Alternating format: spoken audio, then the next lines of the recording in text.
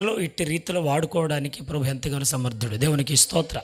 కాబట్టి సుదూర ప్రాంతం నుంచి మన మధ్యలో వాక్య పరిచర్య చేయడానికి ఈ కలవరి క్రీస్తు సువార్త ఉజ్జీవ సభలలో మా ప్రియులు, మా ఆత్మీయ తండ్రి గారు నెల్లూరు, అటు ఆంధ్ర, తెలంగాణ, తమిళనాడు పరిసర ప్రాంతాల్లో చక్కటి సేవకుల కూడికను నిర్వహించి, సేవకులను బలపరిచి, యవనస్తులను చదివించి, దైవోపదేశకులుగా అనేక మందిని తరఫీదులకు పంపించి దేవుని యొక్క సేవలో బహుబలంగా నడిపిస్తున్నటువంటి దైవజనులు మా ప్రియులు, మా ఆత్మీయ తండ్రి గారు సంతోష్ అబ్రహం గారు మన మధ్యలో చాలా సంతోషకరం. వారు వచ్చి దేవుని మాటలు అందిస్తున్న గట్టి చప్పలు కొడుతూ ప్రేమతో వారిని ఆహ్వానిద్దాం. గట్టిగా గట్టిగా గట్టిగా చప్పలు కొడుతూ గట్టిగా. దేవునికి స్తోత్రం. హల్లెలూయా, హల్లెలూయా, హల్లెలూయా. స్తోత్రం. ప్రభు నామానికి మహిమ కలుగును గాక. మీ అందరికీ ప్రత్యేకమైన వందనాలు తెలియజేస్తున్నానండి.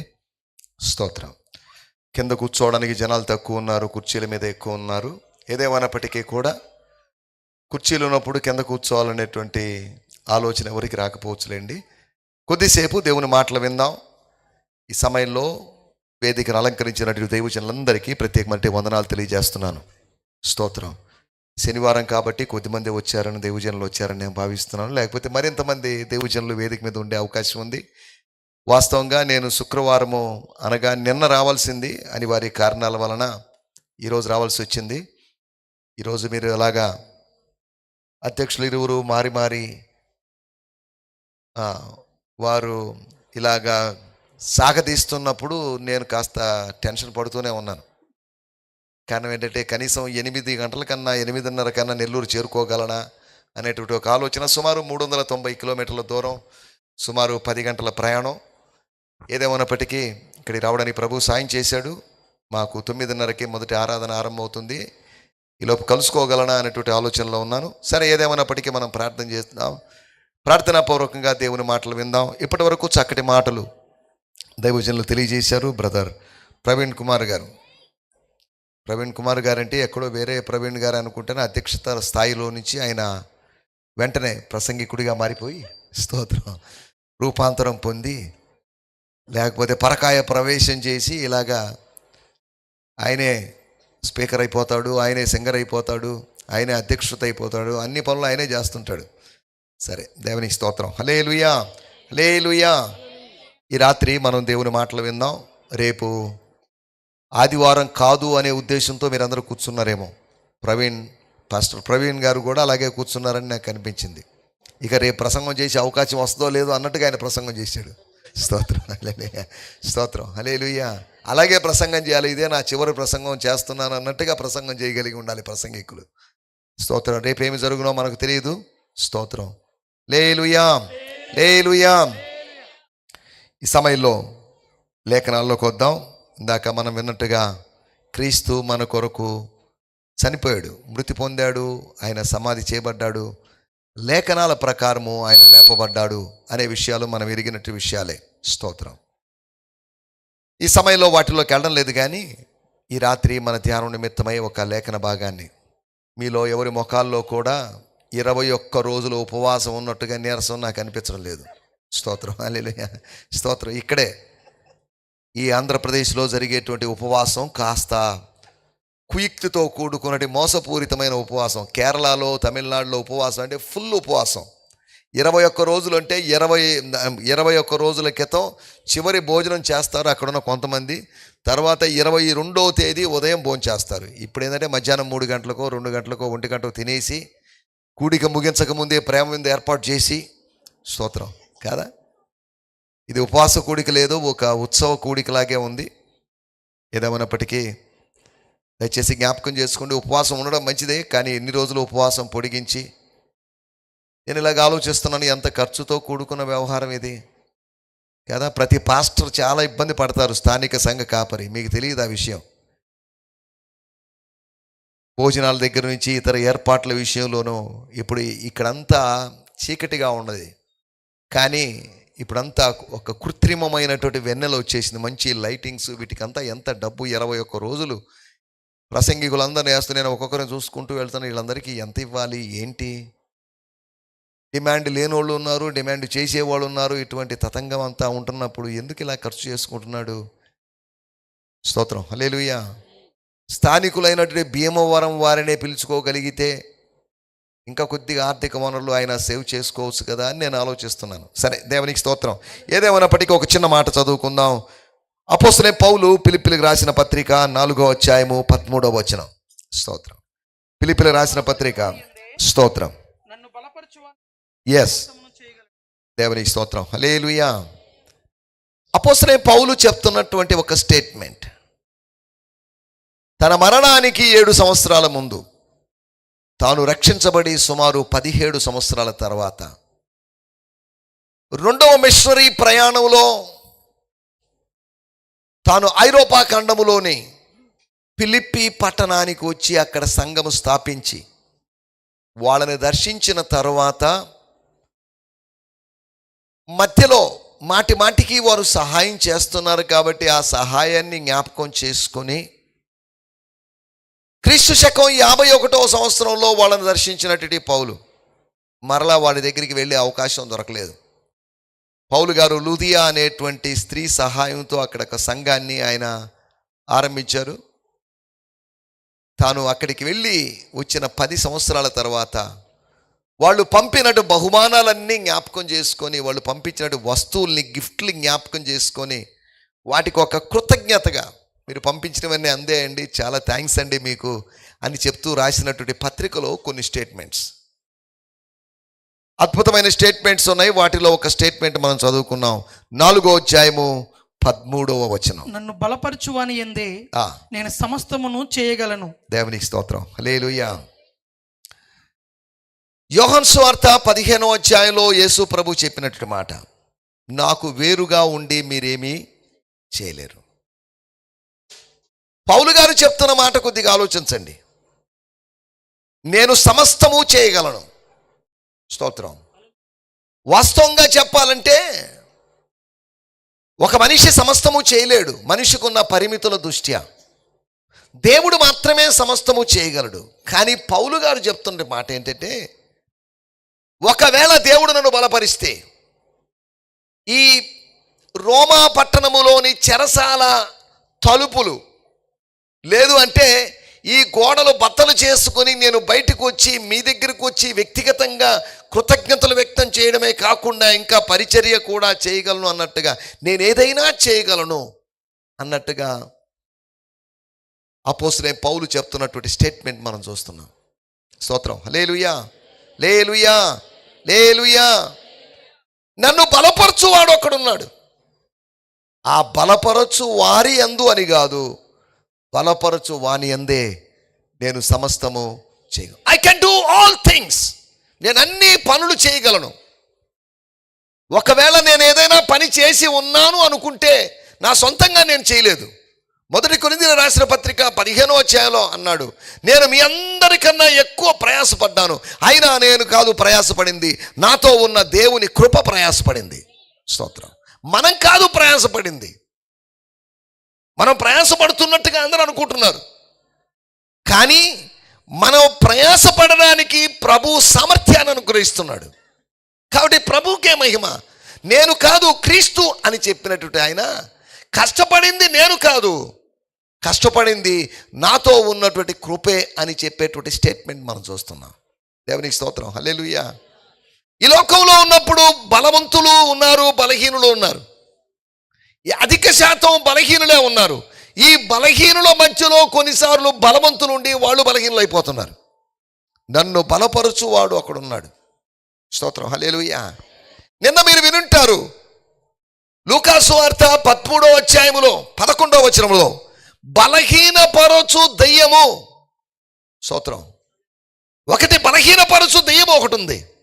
అనగా దురాత్మ, అపవాది దేవుని ప్రజలను బలహీనపరుస్తాడు. అదే సమయంలో దేవుడు బలపరుస్తాడు. దేవుని స్తోత్రం. హల్లెలూయా. బలహీనం అంటున్నప్పుడు హీనం అంటే తగ్గించడం అని అర్థం. బలహీనం అంటే బలాన్ని తగ్గించడం అని అర్థం. బలాన్ని, దేవుడిచ్చినటువంటి బలాన్ని అపవాది దాన్ని తగ్గిస్తున్నాడు, తీసివేసేస్తున్నాడు. మనము నీరసంగా సొమ్మసిల్లిపోయేటట్టు, సొక్కిపోయేటట్టు అపవాది చేస్తున్నాడు. అందుకనే పౌలు చెప్తున్నాడు, ఈ చెరసాల, ఈ గోడల మధ్యలో నుండి నేను చెప్తున్న విషయం ఏంటో తెలుసా? ప్రభువు నన్ను బలపరిస్తే నేను మళ్ళీ వస్తాను. దేవుని స్తోత్రం. హల్లెలూయా, హల్లెలూయా. సంసోను గారు చేసినటువంటి ప్రార్థన ఒకటి మనం జ్ఞాపకం చేసుకోవాలి. ప్రభువా, నా ద్వారా నువ్వు చేయాల్సిందంతా నువ్వు చేసావో లేదో నాకు తెలియదు, కానీ నా 2 కనుల నిమిత్తము నన్ను ఒక్కసారి జ్ఞాపకం చేసుకో. ఈ ఫిలిష్తీల మీద నేను ప్రతీకారం తీర్చుకుంటాను. ఈ ఫిలిష్తీలు నన్ను పరిహాసం చేశారు. ఈ ఫిలిష్తీల వలన, ఈ ఫిలిష్తీలు నన్ను చేసిన దాన్ని బట్టి నీకు అవమానం కలిగిందని నాకు తెలుసు. ఒక్కసారి జ్ఞాపకం చేసుకో. ప్రభు జ్ఞాపకం చేసుకున్నాడు. జరిగిన పరిస్థితి మనకు తెలుసు. అతని జీవిత చివరి దిశలో ఫిలిష్తీల మీద ఆయన తీర్చుకున్న ప్రతీకారం గొప్పదని మనం లేఖనాల ద్వారా అర్థం చేసుకోగలిగాం. దేవుని స్తోత్రం. హల్లెలూయా. మనం ఆలోచిస్తున్న విషయాల్లోకి వచ్చేద్దాం. దేవుడు బలపరుస్తాడు. స్తోత్రం. కీర్తన గ్రంథము 29వ అధ్యాయములో 11వ వచనంలో అనుకుంటాను, అక్కడ రాయబడింది, దేవుడు తన ప్రజలకి ఏమిస్తాడు అనే. యెహోవా తన ప్రజలకు బలమును అనుగ్రహించును, యెహోవా తన ప్రజలకు సమాధానము కలుగజేసి వారిని ఆశీర్వదించును. ఆ పైన తన అభిషక్తునికి అని ఉంటుంది. 10లోనో 9లోనో చూడండి, తన అభిషక్తునికి ఏమిస్తాడు లేదా? స్తోత్రం, స్తోత్రం. లేదు, సరే, మరొక కీర్తనలో అయిండొచ్చులేండి, చూడదులేండి. 8వ వచనం 28:8. యెహోవా తన జనులకు ఆశ్రయము, ఆయన తన అభిషక్తునికి రక్షణ దుర్గము. చాలండి, స్తోత్రం. ఇక్కడ గమనించాల్సిన విషయం, ఆయన తన ప్రజలకు ఏమిస్తాడట అనగా, బలపరిచేటువంటి దేవుని స్వభావము ప్రాచీనమైనది, ఇప్పటిది కాదు. దేవుడు కొత్తగా బలపరచడం లేదు, ఎప్పటి నుంచో ప్రజలను బలపరుస్తూ ఉన్నాడు. దేవుడు తన ప్రజలను బలపరుస్తూనే ఉన్నాడు. ఈ రాత్రి మనం గుర్తుపెట్టుకోవాల్సిన విషయం, ఈ రాత్రి మనలను బలపరచడానికి దేవుడు సమర్థుడు. చాలాసార్లు బలహీనులైపోతాం మనం. దేవుని వాక్యంలో అందుకనే రాయబడింది, యోవేలు గ్రంథము 3వ అధ్యాయము 10వ వచనంలో రాయబడింది, బలహీనుడు తాను బలాఢ్యుడు అనుకోవాలి. స్తోత్రం. బలహీనుడు నాదేముందిలేండి, నేనేం చేయలేనండి, నిస్సహాయ స్థితి, నాకున్న పరిమితులు నాకున్నాయి అని అనుకుంటూ ఉండకూడదు. కానీ బలహీనుడు ఏమనుకోవాలంట? బలాఢ్యుడు అనుకోవాలి. స్తోత్రం. హల్లెలూయా. జకరియా గ్రంథము 12వ అధ్యాయంలో రాయబడింది, చూడాల్సిన అవసరం లేదు, వారిని యెహోవా యందు బలశాలులుగా చేయుదును అని చేయబడింది. అంటే ఇవన్నీ ఎందుకు చెప్తున్నానంటే, దేవుడు మనల్ని బలపరుస్తాడు. దేవుడు బలపరచడం కోసం ఆయన సిద్ధంగా ఉన్నాడు. ఆయన బలవంతుడైనటువంటి దేవుడు, ఆయన బలహీనుడైన దేవుడు కాదు. ఆయన ఎన్నడూ బలహీనుడు కాని దేవుడు. మనమైతే ఎప్పుడోసారి బలపడేవాళ్ళం, కానీ ఆయన ఎప్పుడూ బలవంతుడైన దేవుడు. దేవునికి స్తోత్రం. హల్లెలూయా, హల్లెలూయా. మన స్వభావం మారుతుందేమో కానీ ఆయన స్వభావం ఎప్పటికీ మారదు. పరిస్థితులను బట్టి, సమయ సందర్భాలని బట్టి మన స్వభావం మారుతుంది, కానీ ఆయన స్వభావం ఎన్నడూ మారదు. ఆదికాండం 1వ అధ్యాయము 1వ వచనంలో ఆయన స్వభావం ఎలా ఉందో, ప్రకటన గ్రంథము చివరి అధ్యాయము చివరి వచనం వరకు కూడా ఆయన స్వభావం ఒకేలాగుంది. నిత్యత్వములో, ఇంకా చెప్పాలంటే నిత్యత్వము యొక్క ఆరంభములో ఆయన స్వభావం ఎలా ఉందో, ఇప్పుడు కూడా ఆయన స్వభావం అలాగే ఉంది. స్తోత్రం. హల్లెలూయా, హల్లెలూయా. కొన్నిసార్లు కొంతమంది మనుషులు మన జీవితాల్లో ప్రవేశించినప్పుడు, కొంతమంది మనుషులతో స్నేహం చేసినప్పుడు మన స్వభావాలు మారిపోతాయి. ఆ కుర్రాడు మంచాడు కానండి, పెళ్లి చేసుకున్న తర్వాత ఆ భార్య వచ్చిందండి, భార్య వచ్చిన తర్వాత మారిపోయాడండి అని సాక్ష్యాలు లేవా? ఏమండి, మీ ప్రాంతంలో లేవో కానీ మా ప్రాంతంలో ఉన్నాయి. కుర్రాడు మంచోడే కానండి, స్తోత్రం, పెళ్లి చేసుకున్న తర్వాత మారిపోయాడండి, వాళ్ళని పట్టించుకోడండి, భార్య తరపున వాళ్ళని, భార్య తరపు అన్న, భార్య తరపున వీళ్ళు వస్తే అమ్మో ఎక్కడ ప్రేమ చూపిస్తాడండి అని చెప్తాం. మనిషి మారిపోతుంటాడు, మనిషి చంచలుడు. అందుకని యాకోబు అన్నాడు తన 12 మంది కుమారుల్లో పెద్ద కుమారుని చూసి, రూబేను నువ్వు ఎలాంటి వాడో తెలుసా, నీవు నీళ్ల వలె చంచలుడమైన వాడివి. చంచల మనస్తత్వం అనేది, నీ మనస్తత్వం దృఢమైన మనస్తత్వం కాదు, చంచలమైన మనస్తత్వం. ఈ రాత్రి చాలామంది చంచలమైన మనస్తత్వంలో ఉన్నారు, బలహీనులుగా ఉన్నారు. దేవునికి స్తోత్రం. హల్లెలూయా. అందుకనే దేవుని వాక్యంలో రాయబడింది, క్రీస్తు మన కొరకు చనిపోయాడు అని రాయబడింది. ఎందుకు చనిపోయాడు అని మనం కొద్దిగా ఆలోచిస్తే ఒక చిన్న మాట మీకు జ్ఞాపకం చేస్తాను. రోమీయులకు రాసిన పత్రిక 5వ అధ్యాయం. స్తోత్రం. రోమీయులకు రాసిన పత్రిక 5వ అధ్యాయము 6వ వచనం. ఎలయనగా మనం ఇంకా బలహీనులమై ఉండగా క్రీస్తు యుక్త కాలమున భక్తిహీనుల కొరకు చనిపోయెను. మనము భక్తిలో బలహీనులమైపోయాం. భక్తి బలం తగ్గింది, దైవ బలం తగ్గింది, దైవానుగ్రహ బలం తగ్గింది మనకు. ఏమని రాయబడింది అక్కడ?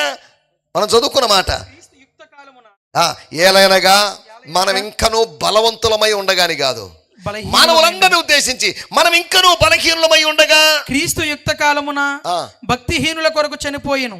ఆయన చనిపోవడం ద్వారా మనము బలపరచబడే అవకాశం ఉంది. స్తోత్రం. చప్పట్లు కొట్టి దేవుని నామాన్ని మహిమపరచాలి. ఆయన మరణము మనకు బలాన్ని కలుగు చేసింది, ఆయన పునరుత్థానము మరింత బలాన్ని కలుగు చేసింది. స్తోత్రం. హల్లెలూయా. రాయబడిన మాటలు మనం బలహీనులమై ఉండగా మన బలహీనతలన్నీ ఆయన భరించాడు, వహించాడు, సహించాడు. ఆయన మన బలహీనతలను భరించాడు లేఖనాల్లో రాయబడింది. ఆయన మన బలహీనతలను భరించినప్పటికీ కూడా ఆయన బలహీనుడు కాలేదు. దేవుని స్తోత్రం. హల్లెలూయా. కానీ బలవంతుడైన దేవుణ్ణి మనం సేవిస్తున్నాం. తాను సేవిస్తున్నటువంటి దేవుడు బలవంతుడు, మనం సేవిస్తున్నటువంటి దేవుడు మనలాగా చంచల స్వభావం కలిగిన వాడు కాదు. స్తోత్రం. హల్లెలూయా. హల్లెలూయా. అపోస్తలుడైన పౌలు జీవితంలో మనం అప్పుడప్పుడు ఆలోచిస్తే, లేకపోతే లేఖనాలు కొద్దిగా గమనిస్తే, ఇంచుమించు సుమారు 10 సార్లైనా ఆయన ప్రభు చేత బలపరచబడ్డాడు. పౌలు గారు ప్రభు చేత బలపరచబడిన ఒక 4 సందర్భాలు ఈ రాత్రి మీకు త్వరగా జ్ఞాపకం చేస్తాను. స్తోత్రం. హల్లెలూయా. వీలైనంత తొందరగా చెప్పి ముగించాలనేది నా ఆశ. స్తోత్రం. హల్లెలూయా. నన్ను బలపరచు వాని ద్వారా నేను సమస్తము చేయగలను. ఈ మాట చెప్పినప్పుడు ఇంటర్వ్యూకి వెళ్ళాం పౌలు గారి దగ్గరికి. సార్, ఎక్స్క్యూజ్ మీ, మీరు ఏదో స్టేట్మెంట్ అన్నారే, అది నిజమేనా? నువ్వు బలపరచబడ్డావా? ఎప్పుడు బలపరచబడ్డారు? ఏం బలపరచబడ్డారు? ఎలా బలపరచబడ్డారండి అంటే ఆయన చెప్పగలిగినటువంటి 4 విషయాలు నేను మీకు జ్ఞాపకం చేస్తున్నాను. ఒక అబద్ధం చెప్పడం లేదు, ఆయన నన్ను బలపరిచాడు. స్తోత్రం. అది ఆయన సాక్ష్యం, ఆయన వ్యక్తిగతమైనటువంటి అనుభవం. స్తోత్రం. అందుకనే ఫిలిప్పీ పత్రిక 3వ అధ్యాయం అంటాడు, ఏ విధము చేతనైనను పునరుత్థానపు శక్తిని, పునరుత్థానపు బలాన్ని నేను అనుభవించాలి. స్తోత్రం. హల్లెలూయా. బలహీనులు ఉన్నారు, శారీరక బలహీనులు ఉన్నారు, మానసిక బలహీనులు ఉన్నారు, ఆత్మీయ బలహీనులు ఉన్నారు, ఆర్థికంగా కూడా బలహీనులు ఉన్నారు. లేరా? ఏమండి? పేదవాళ్ళను ఉద్దేశించి పేదవాళ్ళు అనడం బాగుండదు అనే ఉద్దేశంతో వాళ్ళ ఆర్థిక బలహీనతలో ఉన్నవాళ్ళు. దేవుని స్తోత్రం. అంటే మనకు బలము లేదు, బలాన్ని మనం కోల్పోతున్నాము. ఆ స్త్రీ తింటుంది, తాగుతుంటుంది, కానీ రక్తస్రావం వలన ఆ స్త్రీ బలహీనురాలైపోతుంది. రక్తము ప్రాణమునకు ఆధారము, కానీ ఆ రక్తాన్ని తాను కోల్పోవడం వలన తాను బలహీనురాలవుతుంది. కానీ ప్రభువు చేత ఒకరోజు దర్శించబడిన తర్వాత ఆమె బలపరచబడింది అనే విషయాన్ని మనం అర్థం చేసుకోవచ్చు. స్తోత్రం. హల్లెలూయా. హల్లెలూయా. మనం ఆలోచిస్తున్న విషయాల్లోకి వచ్చేద్దాం. నన్ను బలపరచు వాని ద్వారానే నేను సమస్తము చేయగలను. అన్ని రకాల పనులు నేను చేయగలను, చేశాను, మళ్ళీ చేయాలని నాకు ఆశగా ఉంది. ఒకవేళ దేవుడు నా ఆయుష్ను పొడిగిస్తే నేను సమస్తము చేయగలను. స్తోత్రం. హల్లెలూయా. ఈ మాటలు చెప్తున్నప్పుడు, ఈ మాటలు రాస్తున్నప్పుడు ఆ విశ్వాసులకు నిజంగా ఎంత ధైర్యంగా మాట్లాడుతున్నాడు ఈయన. జైల్లో కూడా, జీవితం యొక్క చివరి దశలో కూడా మనల్ని విడిచిపెట్టనటువంటి మన దేవుడు, మనల్ని ఎప్పుడు విడిచిపెట్టేవాడు కాదు మన దేవుడు. యుగ సమాప్తి పర్యంతము సదాకాలము నేను మీతో కూడా ఉన్నాను అని చెప్పిన దేవుడు. స్తోత్రం. దేవుడు నాతో కూడా ఉన్నాడు, దేవుడు మీతో కూడా ఉన్నాడు. ఆయన అబద్ధికుడు కాదు. స్తోత్రం. హల్లెలూయా. ఆయన విమోచన దినం వరకు మన యందు ముద్రించబడి ఉన్నాడు అని దేవుని వాక్యంలో రాయబడింది. విమోచన దినం అంటే మన దేహము యొక్క విమోచన దినం. అప్పటి వరకు ఆయన మనలో ఉన్నాడు. స్తోత్రం. దేవుడు మనతో ఉన్నాడు అనేటువంటి స్పృహ చాలామందికి లేదు. దేవుడు లేడు అనుకుంటున్నారు, దేవుడు ఏం చూస్తాడులే అనుకుంటున్నారు కదా. దేవుడు యెహోవా ఈ స్థలమందున్నాడు, అది నాకు తెలియకపోయాను అన్నాడు యాకోబు ఉదయం లేచి. స్తోత్రం. హల్లెలూయా. వాళ్ళ ఇంట్లో భక్తి భావనలు చాలా ఉంటే ఉండొచ్చు. అబ్రహాము యొక్క మనవుడు కాబట్టి ఆ ఇంట్లో ప్రార్థనలు ఉండొచ్చు, కుటుంబ ప్రార్థనలు ఉండొచ్చు, లేదా ఆయా కార్యక్రమాలు ఉంటే ఉండొచ్చు, బలులు ఉండొచ్చు. కానీ దైవ సాన్నిధ్యాన్ని అనుభవించేటువంటి అనుభవం లేదు ఆ కుటుంబంలో. యెహోవా ఈ స్థలమందున్నాడు, అది నాకు తెలియకపోయాను. యాకోబుకు తన ఇంటి దగ్గర ఉన్నప్పుడు తాను ఎటువంటి కల కనలేదు. తాను ప్రతికూల పరిస్థితుల మధ్యలో తన పాపము తనని తరుముతున్నప్పుడు, పారిపోతున్నప్పుడు, తల్లి సలహా మేరకు తాను వెళుతున్నప్పుడు దేవుడు అతన్ని అక్కడ దర్శించాడు. దేవుని స్తోత్రం. హల్లెలూయా, హల్లెలూయా. పరిశుద్ధుడైనటువంటి యాకోబుకు ఇచ్చిన పరలోక దర్శనం కాదది. పారిపోవడానికి కారణం ఏంటి? పాపం చేసి పారిపోతున్నావు నువ్వు, మోసం చేసి పారిపోతున్నావు నువ్వు, అన్నని 2 సార్లు మోసం చేసి పారిపోతున్నావు. ఒక వ్యాపార మనస్తత్వం కలిగిన నువ్వు అన్న ఏదో ఆహారం అడిగితే వెంటనే పేపర్ల మీద ఇదిగో అన్నయ్య సైన్ పెట్టని అడిగింది నువ్వు. అదేంట్రా ఇది? నాకేదో ఆకలిగా ఉంది, అన్న పెట్టమంటే సైన్ పెట్టమంటాడు, ముందు సైన్ పెట్టు తర్వాత అన్నాడు. ఆ సైన్ పైన రాసి ఉంది, నా జ్యేష్ఠత్వ హక్కును నేను ఎవరి ఒత్తిడి వలన కాదు స్వతహాగా రాసి ఇచ్చేస్తున్నానని చేశాడు. ఏముంది, ముందు భోజనం ముఖ్యం కానీ జ్యేష్ఠత్వ హక్కు ఏంటి అనుకున్నాడు. దేవుని స్తోత్రం. ఒక బిజినెస్ మ్యాన్ అతను. ఈ రోజుల్లో కూడా చాలామంది మేము అక్కడికి వస్తే మాకేమొస్తుంది, ఏమిస్తారు, మాకేం లాభం? యోబు గ్రంథము 21వ అధ్యాయంలో చెప్పినట్లుగా సర్వశక్తునికి ప్రార్థన చేయడం వల్ల మాకేం లాభం? పాత రోజుల్లో చిన్నపిల్లలు ఉండేవాళ్ళు, రే పలాని పని చేయరంటే మాకేం లాభం అని అడిగేవాళ్ళు. మాకేమిస్తారు, ఇదిగోరా మిగులుతుంది, 20 పైసలు మిగులుతుంది కొనుక్కో, 10 పైసలు మిగులుతుంది కొనుక్కో. వాడిని చిన్నప్పటి నుంచి అలాగా వాడికేం లాభం, నేను చేస్తాను, నాకేం లాభం అనే తత్వంలో వాడు పెరిగి అదే విధానంలో పెరిగి ఒక పెద్ద ఉద్యోగస్తుడు అవుతాడు. ఒక ఆఫీసులో తను ఉద్యోగస్తుడై ఎవరైనా ఏదో వచ్చి సహాయం చేయండి, నాకేం లాభం అని అడుగుతాడు. ఒకరోజు వాడి గురించి వార్త వస్తుంది, అవినీతి శాఖ, నిరోధక శాఖ వాళ్ళు అతన్ని అరెస్ట్ చేశారని. ఎక్కడి నుంచి వచ్చింది? మనమే ఈ స్వభావాన్ని మనమే అలవాటు చేశాం. మెల్లగా వాడు ఎలవాడు లంచగొండిగా మారాడు. స్తోత్రం. హల్లెలూయా, హల్లెలూయా. చెప్పండి, నీకు మధ్యాహ్నం భోజనం పెడతాం రా అని చెప్పండి. నువ్వు షాప్కి వెళ్ళి ఏదైనా తీసుకొని వస్తే మధ్యాహ్నం భోజనం పెడతాం, లేకపోతే రాత్రి భోజనం పెడతాం అని చెప్పండి. నీకు 10 పైసలు ఇస్తాను, 20 పైసలు ఇస్తాను, 1 రూపీ ఇస్తాను, 10 రూపీస్ ఇస్తానని అలవాటు చేయొద్దు. సరే, దేవుని స్తోత్రం. హల్లెలూయా. పౌలు గారు చెప్తున్న మాట 4 విషయాలు నేను త్వరగా జ్ఞాపకం చేయబోతున్నాను. నన్ను బలపరచు వాని యందే, నన్ను బలపరచు క్రీస్తునందే. క్రీస్తు నన్ను బలపరుస్తున్నాడు. స్తోత్రం. నన్ను బలహీనపరిచే మనుషులు చాలామంది ఉన్నారు, నన్ను బలహీనపరిచే సహోదరులు ఉన్నారు, కానీ నన్ను బలపరిచే క్రీస్తు ఉన్నాడు. ఎంతమంది బలహీనపరిచినప్పటికీ ఒక్క బలపరిచే క్రీస్తు ఉంటే అది చాలదా? స్తోత్రం. హల్లెలూయా. లోకమంతా నన్ను బలహీనపరిచిన, కానీ లోకమును జయించిన వాడు నన్ను బలపరుస్తుంటే ఆ బలము పొంది నేను ఒక వీరుడుగా, సూర్యుడుగా ఈ లోకంలో నిలబడగలనే కానీ ఓడిపోయిన వ్యక్తిగా, పరాజితమైన వ్యక్తిగా నిలబడే అవకాశం లేదు. దేవుని స్తోత్రం. హల్లెలూయా. 4 విషయాలు నేను మీకు త్వరగా జ్ఞాపకం చేయబోతున్నాను. నెంబర్ 1, తాను బలపరచబడినటువంటి సందర్భం. బైబిల్లో చాలామంది భక్తులు బలపరచబడ్డారు. రాత్రి వారిని మాట్లాడుకునే సమయం లేదు కనుక కొన్ని మాటలు నేను త్వరగా జ్ఞాపకం చేస్తాను. చదవండి, అపోస్తుల కార్యములు 9వ అధ్యాయము 22వ వచనం. స్తోత్రం. అపోస్తుల కార్యములు 9వ అధ్యాయము 20. అయితే సౌలు మరి ఎక్కువగా బలపడి చాలండి. స్తోత్రం. ముందు వచ్చినలో 9వ అధ్యాయంలో పౌలు గారి కన్వర్షన్లు జరగాలి, మార్పిళ్ళు జరగాలి, మత మార్పిళ్ళు జరగాలి. మత మార్పిడి అనేది బలవంతంగా జరిగేది కాదు, మత మార్పిడి అనేది దైవ కార్యం వల్ల జరిగేది. చాలామందికి తెలియడం లేదు. మత మార్పిడి అనేది బలవంతంగా చేస్తున్నాయి. భోజనం ఇస్తే ఎవడు నమ్ముకుంటాడు, ఎవడు నమ్ముకోడు. యూదా మతాన్ని విడిచిపెట్టి యేసు ప్రభు మార్గంలోకి వచ్చాడు పౌలు గారికి ఏమి ఇచ్చారు? ఒక బ్యాగ్ రైస్ ఇచ్చి ఆయన్ని మార్చిన వాళ్ళు కాదు. ఏమంటే ఒక బ్యాగ్ ఇచ్చి నీకు డబ్బులు ఇస్తాం, అది ఇస్తాం, ఇది ఇస్తామని ప్రలోభాలకు గురి చేసి అతన్ని మతం మార్పిడి చేసిన వాళ్ళు కాదు. అతన్ని దేవుడే దర్శించాడు, ఇక దైవిక విధానాల్లోకి వెళ్ళిపోయాడు. అంతవరకే కానీ మత మార్పిడి అనేది సహజంగా జరుగుతుంది అంతవరకే కానీ దాన్ని అడ్డుకునే వాళ్ళు ఎవరు ఉండరు. స్తోత్రం. హల్లెలూయా, హల్లెలూయా, హల్లెలూయా. మత మార్పిడి అని బయట వాళ్ళు తలకాయ కొట్టుకుంటున్నారు. మత మార్పిడి జరగడం లేదు బాబు. ఒకవేళ జరిగి ఉంటే ఈ పాటికి ఇచ్చినటువంటి బియ్య బస్తాలకో, ఇచ్చినటువంటి ఆహార పదార్థాలకో, ఇచ్చినటువంటి బట్టలకే మారిపోయి ఉంటే ఆంధ్రప్రదేశ్లో కనీసం 50% మంది క్రైస్తవులు ఉండాలి. కానీ లేదే. స్తోత్రం, హల్లెలూయా. మా ప్రాంతంలో కొన్ని సంవత్సరాల క్రితం ఒక దొరగారు వచ్చారు, వాక్యం చెప్పారు. అమ్మా ప్రభు నమ్ముకున్న వాళ్ళు ఎవరైనా చేతులు ఎత్తండి అన్నారు. ఎవరు ఎత్తలేదు.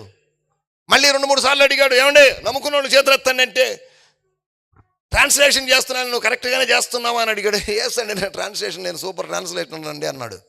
మళ్ళీ చేతులు ఎత్తడం లేదేంటి? దొరగారు కాస్త డిసప్పాయింట్ అయిపోయాడు. ఏంటిదంతా?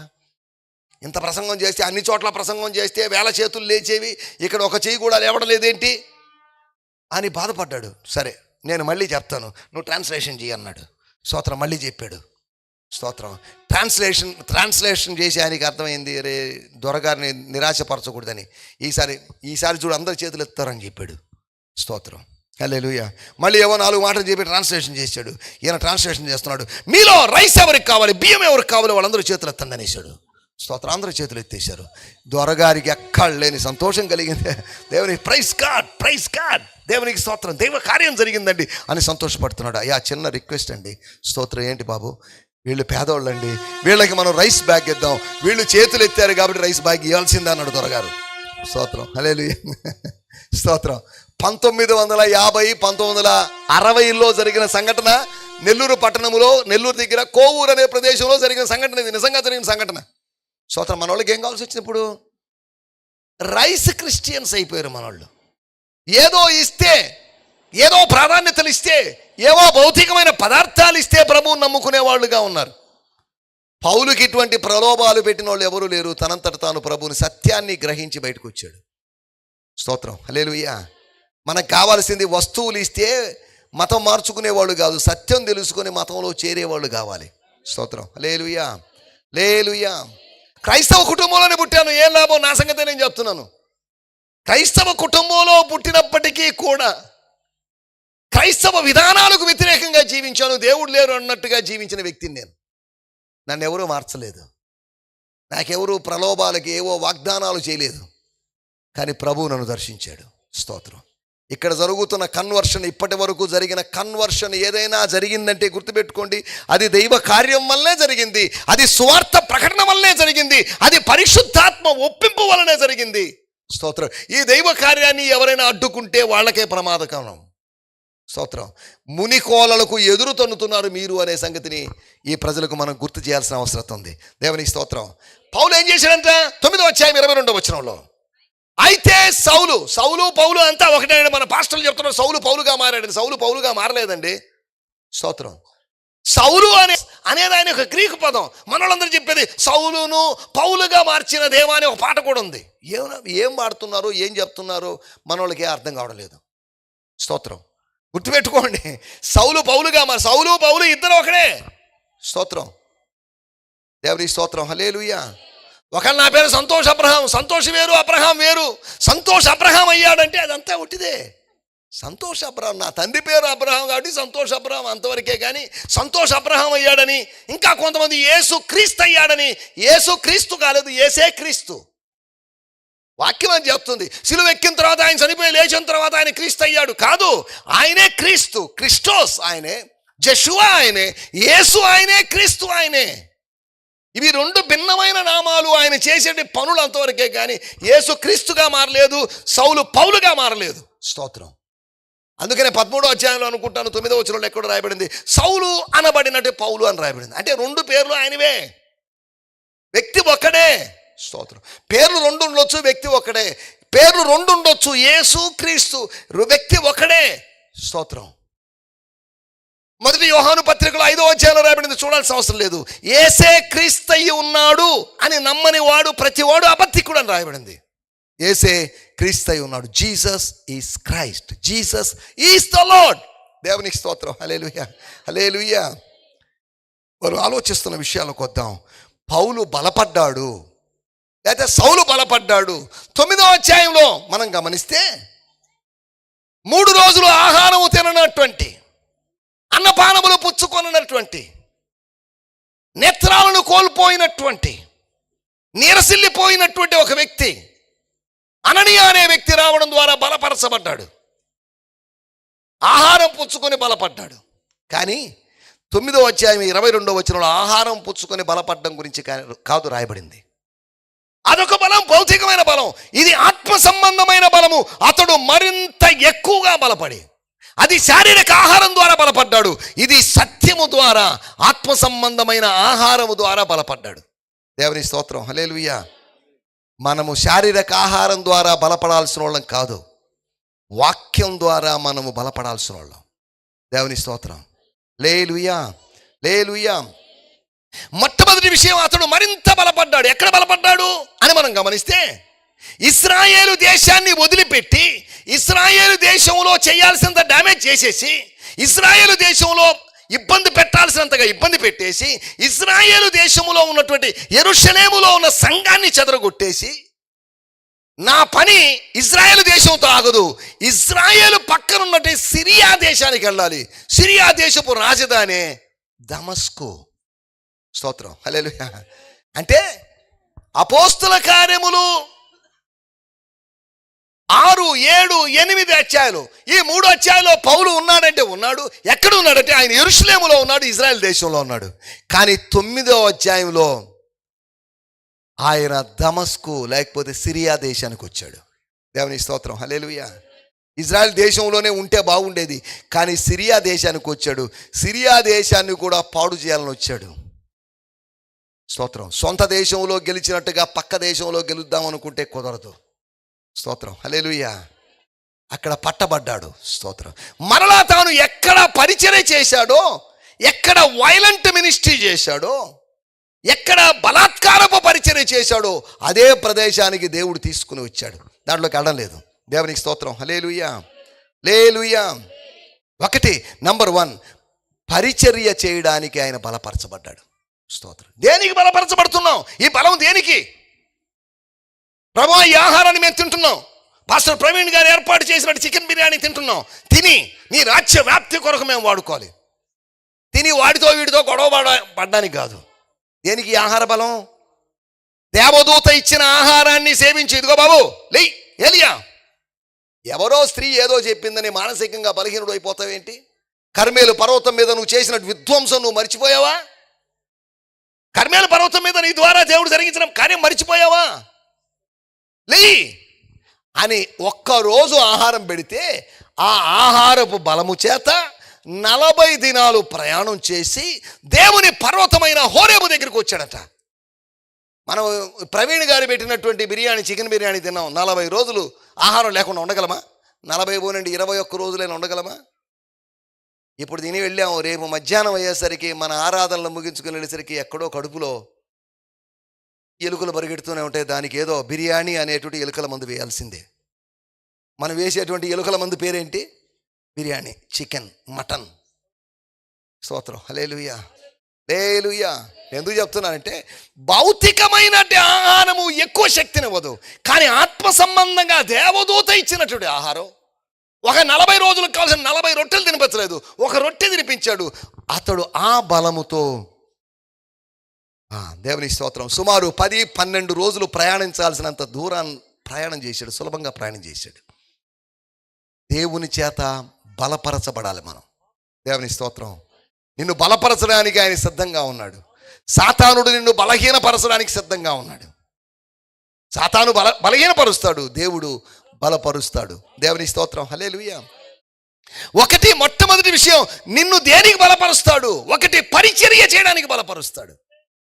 He will strengthen you to do his service. తన పరిచర్య చేయడానికి, పెత్తనాలు చేయడానికి కాదు, ప్రభుత్వం చేయడానికి కాదు, పార్టీల వంట తిరగడానికి కాదు. స్తోత్రం, హల్లెలూయా. సంఘములో కలహాలు పెట్టడానికి కాదు, సంఘాన్ని చీల్చడానికి కాదు. దేవుడు నీకు ఇచ్చిన బలం. ఈ బలము చేత, స్తోత్రం, హల్లెలూయా, నువ్వు ప్రభు పని చేయాలి. దేవునికి స్తోత్రం, హల్లెలూయా. తన భౌతికమైన యూదా మత సంబంధమైనటువంటి ఆ సాహిత్యాన్ని చదివి దాన్ని జీర్ణం చేసుకొని దాన్ని వంట పట్టించుకొని దానితో పవిత్ర యుద్ధాలు చేస్తున్నట్లుగా ఉన్నటువంటి 1వ శతాబ్దపు జిహాద్ చేస్తున్నటువంటి సౌలును మనం అక్కడ చూస్తున్నాం. కానీ అతను మారిపోయాడు. స్తోత్రం, హల్లెలూయా. అతడు మరింత ఎక్కువగా బలపడ్డాడు. అంటే నేను ఇలా అర్థం చేసుకుంటున్నాను, అతన్ని దేవుడు మరింత ఎక్కువగా బలపరిచాడు. దమస్కు వారో యూదా అనేటువంటి అతనో అననీయానో ఎవరో ఆహారం పెట్టి కొద్దిగా బలపరిచారు. కానీ దేవుడు అతన్ని మరింత ఎక్కువగా బలపరిచాడు. మరింత ఎక్కువ బలపడి ఏం చేశాడు ఆయన? 9వ అధ్యాయంలో 22వ వచనం, ఈయనే క్రీస్తు అని నేను ప్రకటిస్తున్న యేసే క్రీస్తు అని. దేవునికి స్తోత్రం. హల్లెలూయా, హల్లెలూయా. యూదులు అక్కడ ఉన్నారు, ఇక్కడ ఉన్నారు, పక్క దేశంలో ఉన్నారు, సిరియా దేశంలో ఉన్నారు. వాళ్ళు ఏం చేశాడంట? ఇంతకుముందు ఏం చేశాడు? కొట్టడం, తిట్టడం, ఈడ్చుకొని ఇవన్నీ చేశాడు. ఇప్పుడు కొట్టడాలు తిట్టడాలు మానేశాడు. మాటలతో చెప్తున్నాడు, వాక్యుద్ధం చేస్తున్నాడు. స్తోత్రం. సత్యం చెప్తున్నాడు. ఈయనే క్రీస్తు అని రుజువుపరుస్తున్నాడు. ఈయనే క్రీస్తు అని రుజువుపరచాలంటే బలం కావాలి. దేవుని చేత బలపరచబడిన వాడే క్రీస్తును చూపించగలడు. బలహీనుడు క్రీస్తును చూపించలేడు. బలహీనుడు తను తాను చూపించుకుంటాడు. నేను ఎవరినో తెలుసా అని బలహీనుడు చూపించుకునేది. బలవంతుడైన వాడు నన్ను బలపరిచిన క్రీస్తు, ఈయన క్రీస్తును మాత్రమే చూపిస్తాడు. స్తోత్రం. హల్లెలూయా. నేను కాదు క్రీస్తే అన్నాడు. నాదేముందండి, నా సంగతి వదిలేసేయండి. నేను ఐశ్వర్యవంతుడిని కావచ్చు, నేను చదువుకున్నోడిని కావచ్చు, నో, అయినప్పటికీ కూడా నేను కాదు క్రీస్తే. స్తోత్రం. బాప్తిసం ఇచ్చి యోహాన్ అన్నాడు, అసలు నేను కాదండి, నాదేముందండి, నేను పెళ్లి కుమారుని కాదు, పెళ్లి కుమారుని స్నేహితుణ్ణి. ఆ పెళ్లి కుమారుని స్నేహితుడిని స్వరము విని సంతోషించేవాడిని నేను.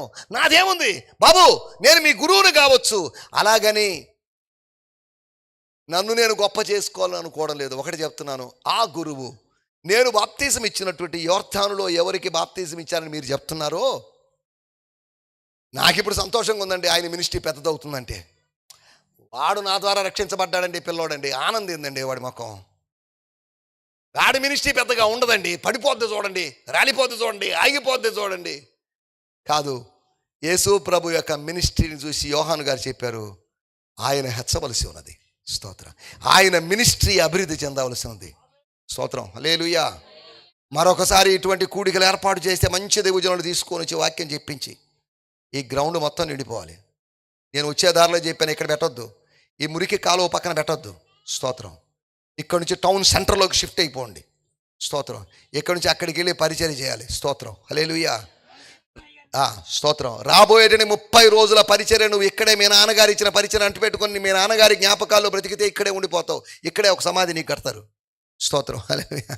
స్తోత్రం. వాటిలోంచి బయటకు వచ్చేసేయండి. స్తోత్రం. జక్కుల ఐజక్ గారి మినిస్ట్రీ కాదు ఇది. స్తోత్రం. స్తోత్రం. ప్రవీణ్ అనేటువంటి వ్యక్తిని ప్రభు బలపరిచాడు, ఆయన వాడుకుంటున్నాడు అని చెప్పాలి. కానీ ప్రవీణ్ చూసేవాళ్ళు జక్కుల ఐజక్ గారిని దేవుడు వాడుకున్నాడు, వాస్తవమే. ఆయన వాడబడ్డాడు, వాస్తవం అని కాదండం లేదు. కానీ ఇప్పుడు స్తోత్రం, మోషే అయిపోయాడు, మోషే స్టోరీ అయిపోయింది. మోషే తర్వాత యెహోషువ వచ్చాడు. స్తోత్రం. హల్లెలూయా. ఎక్కడ యెహోషువ మోషే జ్ఞాపకాల్లో బతికినట్టుగా ఎక్కడ లేదు. కానీ మన అయ్యగారు ఎక్కడ చూసినా కానీ ఆహ్వానించేవారు కూడా జక్కుల ఐజక్ గారు ఎలా ఆహ్వానిస్తారు అని ఒకరు నాకు ఫోన్ చేసి అడిగారు, ఆ స్టేటస్ చూసి. స్తోత్రం. స్తోత్రం. అభిమానం ఉండొచ్చు, ఆ అభిమానం ఇతరులకు అభ్యంతరం కలిగే విధంగా ఉండకూడదు. స్తోత్రం. హల్లెలూయా. ఎవరో ఒక ఆయన పాంప్లెట్ నాకు ఇచ్చాడు, పలానా ఆయన చనిపోయినట్టు, ఆయన ఆశీస్సులతో అని పెట్టాడు. సార్ ఒక చిన్న మాట సార్, ఆయన చనిపోయాడు కదా, ఎలా ఆశీర్వదిస్తాడని నేను అడిగాను. దేవుని ఆశీస్సులతో ఉండాలి, అదే ఓకేనండి. ఆయన ఫోటో పలానా ఆయన స్థాపకుడు సో అండ్ సో ఓకే అనుకోవచ్చు. కానీ ఇదేంటండి ఇది, ఈ అభిమానం ఏంటి? స్తోత్రం. ఏలియా వెళ్ళిపోయాడు, ఎలీషా వచ్చాడు. ఎప్పుడో ఒకసారి అన్నాడు ఏలియా దేవుడు ఎక్కడ అన్నాడు, ఇక తర్వాత ఏలియా ప్రస్తావనే లేదు. స్తోత్రం. జ్ఞాపకాల్లోంచి బయటికి రావాలి సంగమా. స్తోత్రం. హల్లెలూయా. ఐజక్ పాస్టర్ చేసినట్టు ఆయన చేయలేడు. కానీ ఒక విషయం చెప్తున్నాను, ఐజక్ పాస్టర్ చేసిన దానికన్నా ఎక్కువ చేయగలడు ఆయన. స్తోత్రం. రాసి పెట్టుకోండి మీరు. స్తోత్రం. మరలా చెప్తున్నాను, ఐజక్ పాస్టర్ గారు చేసింది కొద్దిగే, కానీ ఐజక్ పాస్టర్ గారు చేసిన దానికన్నా ఎక్కువ పని చేయడానికి ఆయన పిలిచాడు. ఐజక్ పాస్టర్ గారు చేసి అదే పని చేయడానికి ఆయన పర్వాలేదు. స్తోత్రం. కానీ ఆయన అనుకుంటున్నాడు ఇదే జ్ఞాపకాల్లో బతుకుతున్నాడు ఆయన. స్తోత్రం. ఈ జ్ఞాపకాల్లోంచి బయటకు వచ్చేద్దాం. స్తోత్రం. తండ్రి అంటే ప్రతి వాళ్ళకి అభిమానం ఉంటుంది. స్తోత్రం. హల్లెలూయా. కానీ అభిమానంతో జరగాల్సింది కాదు పరిచర్య, ఆత్మ నడిపింపుతో జరగాల్సింది పరిచర్య. స్తోత్రం. హల్లెలూయా. హల్లెలూయా. హల్లెలూయా. రాబోయే రోజుల్లో ప్రవీణ్ ఏమన్నా జక్కుల ఐజక్ గారికి ఏమన్నా బైబిల్ మిషన్ వాళ్ళలాగా కుర్చీలు ఏమన్నా వేస్తాడేమో అని నేను ఆలోచిస్తున్నాను నేను. స్తోత్రం. స్తోత్రం. స్తోత్రం. తండ్రి కుమార పరిశుద్ధాత్మకు చేర్లేసి, స్తోత్రం. తర్వాత బైబిల్ మిషన్ దేవదాస్ అయ్య గారికి చేర్లేసి, ఎందుకండి వెర్రి మాటలు కాబట్టి, దేవుడు ఆత్మస్వరూపి కదా, ఆయనకి చేరు ఎందుకండి? ఇశ్రాయేలు చేయు స్తుతుల మీద ఆయన ఆసీనుడైనప్పుడు ఆయన ఎందుకంటే ఈ కుర్చీలు దేనికండి? స్తోత్రం, హల్లెలూయా, హల్లెలూయా. ఇది మనం మర్చిపోతున్నాం. స్తోత్రం. ఇదేంట్రా అది చివరి రోజు ఎన్ని ప్రేమతో పిలిస్తే నన్నే విమర్శిస్తున్నాడు అనుకుంటున్నాడు ఏమైనా. స్తోత్రం, హల్లెలూయా, హల్లెలూయా, స్తోత్రం. నేను మరలా చెప్తున్నాను, ఇంకో 30 సంవత్సరాలు ఆయన మినిస్ట్రీ చేయాలి. మినిస్ట్రీ, గొప్ప మినిస్ట్రీ చేయాలి. స్తోత్రం. ఈ మురికి కాలువ పక్కన కాదు ఆయనకి మినిస్ట్రీ దేవుడు ఇచ్చింది. ఈయన ఇక్కడి నుంచి వేరొక చోటికి వెళ్ళాలి, వేరొక ప్రాంతంలో పరిచయం చేయాలి. దానికోసం దేవుడు ఆయన పిలిచాడు. ఏముందిలేండి వాళ్ళ నాన్న చేసిన మినిస్ట్రీ చేస్తున్నాడు అనేది రాకూడదు. వాళ్ళ నాన్న చేసిన మినిస్ట్రీ ఉంది, కానీ ఆయన చేస్తున్నది పూర్తిగా భిన్నమైన పరిచర్య అనే విధంగా ప్రజలు మాట్లాడుకోగలుగుతారు రాబోయే రోజుల్లో. స్తోత్రం, హల్లెలూయా, హల్లెలూయా. నిన్ను బలపరుస్తాడు ప్రభు. పౌలును బలపరిచిన వాడు ప్రతి ఒక్కరిని బలపరచగలడు. పౌలును మాత్రమే కాదు, పౌలుకు ముందు అనేక మందిని, పౌలు తర్వాత అనేక మందిని, మొదటి శతాబ్దములో అనేక మందిని, మొదటి శతాబ్దము తర్వాత కూడా అనేక మందిని దేవుడు బలపరుస్తూనే ఉన్నాడు. స్తోత్రం, హల్లెలూయా.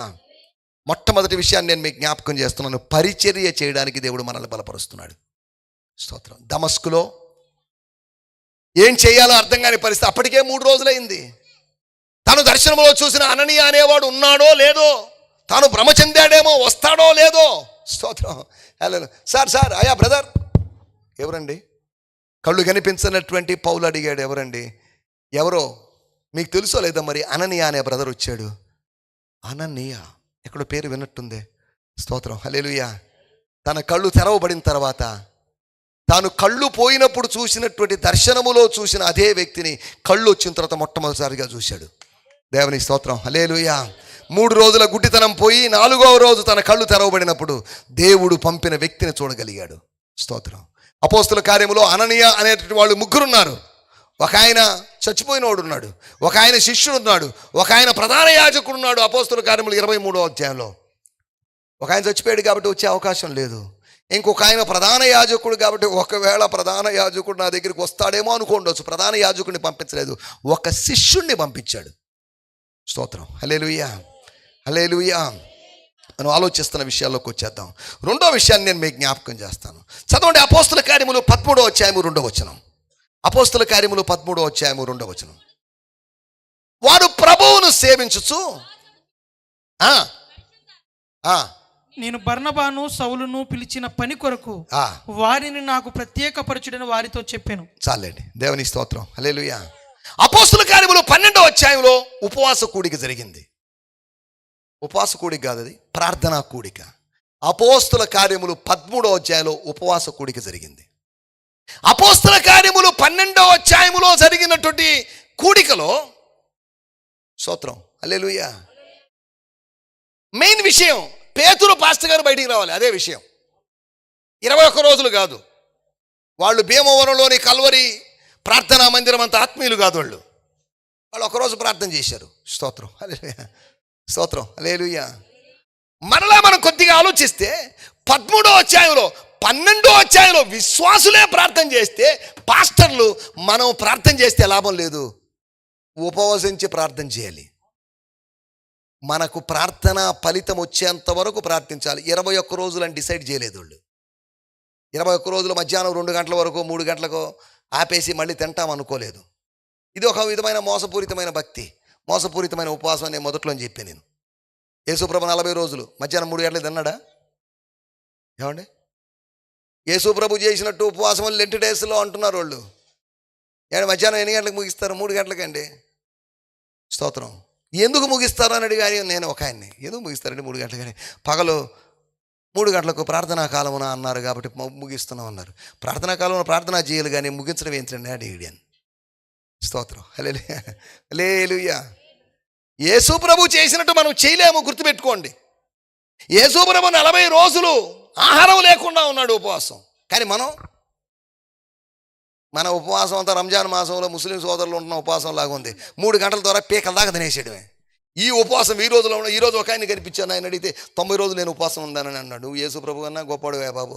స్తోత్రం. యేసు ప్రభు 40 అంటే యేసు ప్రభుని మించి యేసు ప్రభు కన్నా 50 రోజులు అధికంగా ఉన్నాం. పోయిన సంవత్సరం 70 రోజులు ఉన్నానంటే ఇవన్నీ దేనికంటే 365 రోజులు ఉండకూడదు అన్నాం. ఏకంగా విజయవాడ దగ్గర ఒక ఆయన ఉన్నాడు, ఆయన 10 సంవత్సరాలుగా ఉపవాసంలో ఉన్నాడట. స్తోత్రం. ఇదేంటండి ఇది? నవ్వుకోవడానికి చెప్పింది కాదండి, వాస్తవం అండి. నీతి సూర్యుడు మినిస్ట్రీస్ అనేటువంటి పాల్రాజు అనే అటు వెళ్తున్నా నేను. అక్కడ ఆ ప్రాంతంలో మీటింగ్కి వెళ్ళి స్టే చేశాను. ఇక్కడ ఎవరైనా సేవకులు ఉన్నారండి, మంచి సేవకుడు అండి. అవునా, మంచి అయితే కలుద్దామండి అన్నా నేను. స్తోత్రం. ఆయన మంచి సేవకుడు అంటే ఎలాగండి, 10 సంవత్సరాలుగా ఉపవాసం ఉన్నాడండి. స్తోత్రం. సైన్స్ ప్రకారం ఒక మనిషి ఎక్కువైతే 40-50 రోజులు ఉంటాడు, ఎక్కువ రోజులు ఉంటే చచ్చిపోతాడు. 10 సంవత్సరాలుగా ఉపవాసం ఉన్నాడా? స్తోత్రం. నేను బయట నిలబడి వెయిట్ చేస్తున్నా, ఉండండి మీరు లోపలికి వెళ్ళడానికి లేదు, ఉండండి అన్నారు. అయ్యగారు పడుకున్నారన్నారు. అయ్యగారు పడుకున్నాడా? అయితే కలవలేమా? 10 సంవత్సరాలుగా ఉపవాసం ఉన్నాడు, నీరసంగా ఉన్నాడు. ఎన్ని గంటలు లేస్తాడు? 10-11 లేస్తాడు, ఉప్మా తింటాడండి. అదేనండి, ఓహో ఉప్మా తిన ఉపవాసం అన్నమాట అయితే. స్తోత్రం. సరే అలాగైతే లేట్ అయిపోతుంది, అయ్యగారిని కాస్త పడుకోనివ్వండి, మేము వెళ్తామని చెప్పేసి వచ్చేసాను నేను. స్తోత్రం. విజయవాడ దగ్గర సంగతి నేను రాయనపాడు అనే ప్రాంతంలో స్టోరీ నేను చెప్తున్నాను. మనోళ్ళు యేసు ప్రభుని మించిపోయారు. ఒక ఆయన వెరైటీగా 40 రోజుల ఉపవాస ప్రార్థన అందరూ పెడుతుంటే, ఒక ఆయన 41 రోజుల ఉపవాస ప్రార్థన ఎందుకు పెట్టారంటే అని అడిగాను నేను. నేను చేసిన నా యందు విశ్వాసం ఉంచువాడు నేను చేసిన వాటికన్నా ఎక్కువ చేస్తాడు అన్నారు కాబట్టి 41 పెట్టాడంట. స్తోత్రం.